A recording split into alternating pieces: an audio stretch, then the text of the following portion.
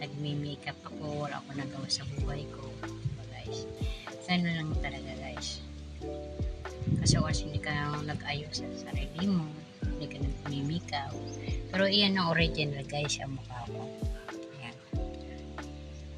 Gumagamit kasi akong toner, nabibili ko sa TikTok. Pero ayoko po ng diba? Kasi hindi mo na akong seller, hindi mo na ako nagbibinta. Diba? Yun yung sa top nyo.